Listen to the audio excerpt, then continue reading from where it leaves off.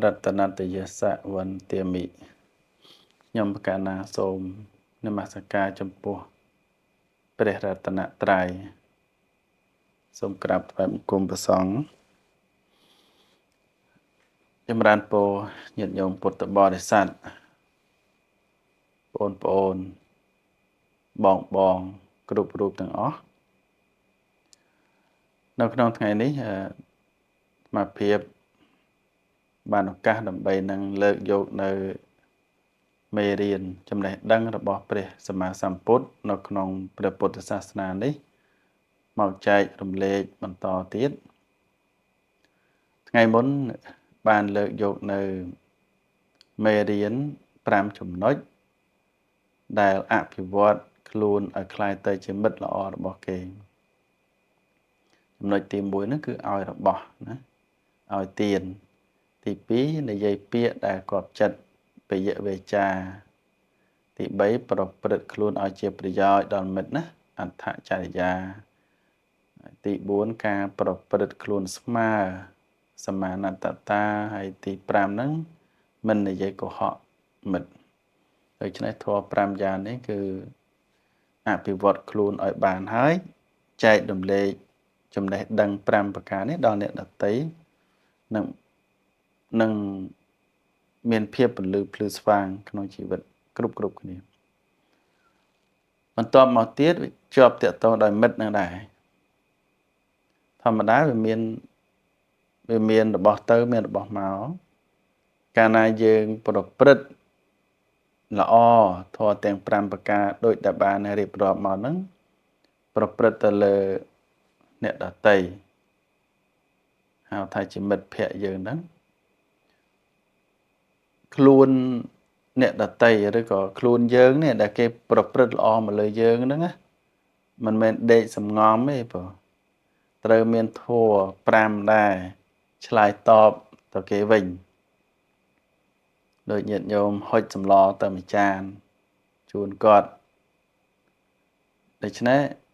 យើងជាមនុស្សកតវេទីគឺថ្ងៃណាមួយយើងជូនអីគេវិញអញ្ចឹងទៅណាបងមិនជូនសម្លប៉ុន្តែអាចជូនអីផ្សេងពីសម្លអីចឹងទៅហ្នឹងសេចក្តីឧបមាគេជួយយើងក៏ជួយគេអញ្ចឹងណាបងណាហើយមិត្តដែលត្រូវឆ្លើយតបទៅលើមិត្តវិញណាបងត្រូវមានចំណេះដឹងឬក៏មានធម៌ក្នុងខ្លួនណា5ប្រការនឹងដែរដើម្បីឆ្លើយតបទៅមិត្តភ័ក្តិដែលគាត់មានធម៌5ប្រការមកលើយើងហ្នឹងណាធម៌ទី1គឺរក្សាមិត្តនៅពេលដែលមិត្តហ្នឹងធ្វេសប្រហែសពេលដែលមិត្តហ្នឹងធ្វេសប្រហែសត្រូវរក្សាមិត្តឧទាហរណ៍ថាមិត្តយើងល្អហើយអត្តចរិតថ្លៃថ្នូរស្រាប់តែពេលមួយហ្នឹងគាត់ទៅណាទៅណីអញ្ចឹងទៅជាមួយយើងគាត់ត្រូវខ្យល់គោគាត់ត្រូវវិលមុខអញ្ចឹងត្រូវដួលណាខ្យល់គោវិលមុខឬក៏ពុលឡានអីសន្លប់ក្នុងឡានលើឡានហ្នឹងឬក៏ជិះម៉ូតូជិះកង់ជិះអីចឹងទៅត្រូវដួលត្រូវគ្រោះថ្នាក់អីទៅសន្លប់អីចឹងទៅអាហ្នឹងគឺត្រូវយើងជាមិត្តល្អនេះត្រូវឆ្លើយតបទៅគ្នាវិញគឺត្រូវថែរក្សាគ្នានៅពេលដែលមិត្តយើងហ្នឹងមានបញ្ហាអីមួយឬក៏មិត្តយើងហ្នឹងមានសេចក្តីធ្វេសប្រហែសរឿងអីឧទាហរណ៍ថាពេលមកកម្មវិធីបុណ្យនៅក្នុងវត្តឬទៅចូលរួមកម្មវិធីទីណាកន្លែងណាទៅជាមួយយើងដល់តែមិត្តឯងគាត់ធ្វេសប្រហែសទ្រព្យសម្បត្តិអីចឹងទៅមិនប្រយ័ត្នប្រយែងចឹងទៅឬក៏សម្លៀកបំពាក់អីក៏ត្រូវភ្លេចខ្លួនអីទៅត្រូវរបូតអាវរបូតខោអីចឹងទៅហ្នឹងយើងជាមិត្តភក្តិហ្នឹងត្រូវថែរក្សាឲ្យគាត់ជួយគាត់ពេលគាត់បាត់បង់សតិស្មារតីគាត់សន្លប់តាមផ្លូវលើរថយន្តអីហ្នឹងត្រូវជួយថែគាត់រឿងអីហ្នឹងត្រូវមើលជួយថែគ្នានឹងចំណុចទី1ចំណុចទី2ថែរក្សាទ្រព្យឲ្យគាត់ផងជាស្ដែងនៃកម្មវិធីបុណ្យផ្សេងចូលមកកាន់វត្តអីចឹងទៅតែងតែបាត់ណាបងបាត់ទូរស័ព្ទ smartphone បាត់ សម្ភារៈគ្រឿងអលង្ការបាត់ម៉ូតូបាត់អីចឹងទៅចឹងយើងជាមិត្តភ័ក្តិហ្នឹងគឺត្រូវចេះជួយថែរក្សានៅទ្រព្យសម្បត្តិមិត្តភ័ក្តិមួយចំណុចទៀតនៅពេលណាយើងរស់នៅផ្ទះជាប់គ្នាឃើញមានណាមានវីដេអូដូចថាម្ចាស់ផ្ទះអត់នៅទៅអ្នកផ្ទះជិតខាងហ្នឹងពេលមេឃភ្លៀងមករត់ទៅសារសម្លៀកបំពាក់ទុកក្នុងម្លប់ឲ្យហ្នឹងហើយគឺជាគុណធម៌របស់មិត្តដែលឆ្លើយតបមកវិញដូច្នេះនៅពេលណាដែលយើងជាមិត្តល្អឆ្លើយតបទៅលើមិត្តវិញហ្នឹងជួយថែរក្សាទ្រព្យរបស់មិត្តពេលដែលមិត្តណាមិននៅផ្ទះហ្នឹងហើយពេលដែលគាត់មិននៅផ្ទះហើយបើប្អូនសិស្សសាលាវិញពេលដែលមិត្តភ័ក្តិអង្គុយនឹងតុជាមួយគ្នាឬក៏មិត្តរួមថ្នាក់ជាមួយគ្នាភ្លេចអីចឹងណាគឺត្រូវយកទុកឲ្យបងយកទុកឲ្យគ្នាណាកុំលួចគ្នាកុំយករបស់គ្នាត្រូវយកទុកឲ្យគ្នាហ្នឹងខ្លាយជាមិត្តល្អហើយហ្នឹងបានខ្លាយជាមិត្តល្អចំណុចទី3គឺបានជាទីពឹងពំនាក់អាស្រ័យរបស់មិត្តនៅពេលដែលមិត្តភ័ក្តិហ្នឹងមានភ័យឥឡូវឧទាហរណ៍ប្អូនចេញពីសាលាដើរឆ្លងកាត់ផ្លូវថ្នល់អត់ហ៊ានឆ្លង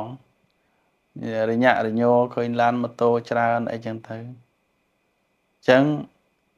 យើងនេះដើម្បីខ្លាចជាមិត្តល្អយើងលើកទឹកចិត្តថាកុំខ្លាចអីតោះយើងដើរទៅជាមួយគ្នាកាន់ដៃគ្នាលើកដៃឬក៏រោគមធ្យោបាយណាមួយថាកុំខ្លាចអីចាំទៅរកគេឲ្យគេជួយយើងដើរឆ្លងគឺបានជាទីពឹងរបស់មិត្តហ្នឹងហើយឬក៏ទៅណាទៅណីយប់ប្រលប់អីទៅត្រូវមានបញ្ហាតាមផ្លូវអីចឹងទៅមិត្តនឹងភ័យខ្លាចគឺចេះនិយាយលើកទឹកចិត្តជំរុញទឹកចិត្តមិនឲ្យមិត្តហ្នឹងមានភាពភ័យខ្លាចហ្នឹងគឺជាមិត្តល្អបានបុណ្យណាធ្វើអញ្ចឹងបានបុណ្យណាបងសុទ្ធតែបុណ្យកុសលទៅជាទឹកចិត្តល្អចំណុចទី4តកតងរឿងមិនបោះបង់មិត្តចោលណាបងស្តៀងគ្នានឹងបានជាទីពឹងដល់មិត្តនៅពេលដែលមិត្តមានភ័យតែមិនបោះបង់មិត្តចោលនេះជាចំណុចមួយសំខាន់ណាយើងដោយច្រើនរាប់អានគ្នានៅពេលដែលគ្នាមានទុក្ខលំបាកយើងរត់ចោលគ្នាអញ្ចឹងហ្នឹងហើយពេលដែលគ្នាមានភ័យឯងរត់ចោលគ្នាឈប់រាប់អានគ្នាអញ្ចឹងប៉ុន្តែមិត្តល្អពិតប្រាកដដែលឆ្លើយតបត្រឡប់ទៅវិញគឺអត់បោះបង់មិត្តចោលទេបង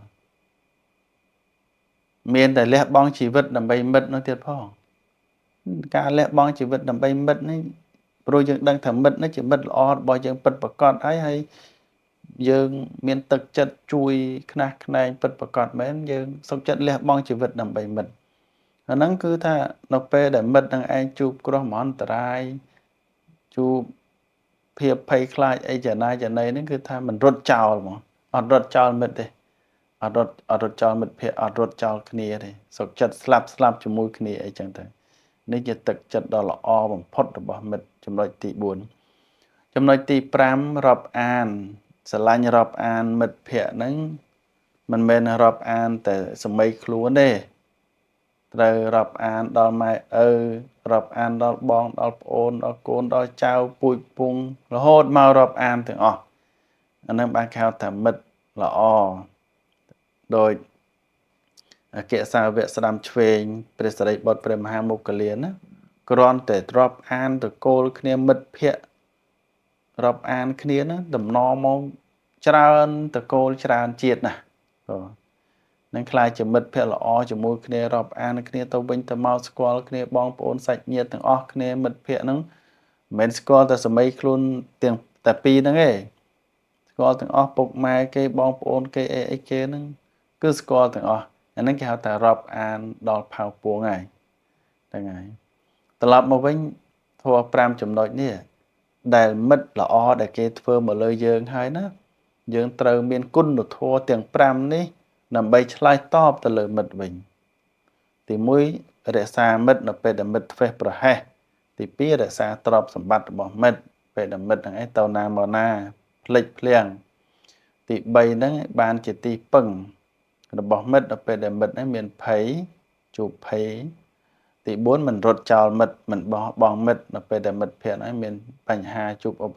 បសគ្គអីមួយហើយចំណុចទី5ចុងក្រោយគេហ្នឹងរាប់អានគ្នាដល់ពួយពងផៅពងបន្តវងតកូលចឹងទៅហ្នឹងធម៌ទាំង5ប្រការនេះឯងដែលកលបុត្រយើងជាអ្នកមិនមានមិត្តភ័ក្តិហ្នឹងត្រូវតែមានធម៌5ប្រការនេះដូច្នេះមេរៀនថ្ងៃនេះអាត្មាលើកមកនេះគឺសម្រាប់គ្រហស្ថនឹងឯងប៉ុណ្ណាសម្រាប់គ្រហស្ថដែលជាអ្នកគ្រប់គ្រងផ្ទះហ្នឹងត្រូវតែមានធម៌5ប្រការនេះឆ្លើយតបទៅលើអ្នកដទៃដែលគេធ្វើល្អមកលើយើងវិញហើយសរុបសេចក្តីមកដែលព្រះសម្មាសម្ពុទ្ធព្រះអង្គទ្រង់ត្រាស់ថាទិសខាងជើងបានដល់មិត្តហ្នឹងណាបងទិសខាងជើងបានដល់មិត្តអាមាត្យហ្នឹងគឺមិត្តហ្នឹងឯងធ្វើអំពើល្អមកលើយើងហើយយើងមាននៅគុណធម៌5ប្រការហ្នឹងធ្វើតបទៅលើមិត្តភក្តិវិញអញ្ចឹងសរុបសេចក្តីប្រមាណមកប៉ុណ្ណេះប៉ុណ្ណាសម្រាប់ទិសខាងជើងហ្នឹងគឺព្រះសម្មាសម្ពុទ្ធនៃយើងព្រះអង្គត្រាស់សម្ដៅដល់ធម៌របស់មិត្តដែលចង់คลายខ្លួនទៅជាមិត្តល្អរបស់គេហ្នឹងត្រូវមានធម៌5ហើយយើងដែលជាមិត្តគេរាប់អានមកលើយើងដោយធម៌5យើងត្រូវមានធម៌5ប្រការហ្នឹងត្រឡប់ទៅគេវិញដូច្នេះសូមឲ្យពុទ្ធបរិស័ទញាតិញោមបងប្អូនស្រីប្រុសគ្រប់រូបទាំងអស់យកធម៌ព្រះសម្មាសម្ពុទ្ធហ្នឹងយកមកអនុវត្តក្នុងជីវិតប្រចាំថ្ងៃហ្នឹងនឹងបានសម្រេចខ្លាយទៅជាមនុស្សល្អហើយបានបុណ្យហើយបានប្រយោជន៍ដល់សង្គមរុងរឿងដល់សង្គមរហូតតរៀងទៅប៉ុណ្ណាសូមអនុមោទនា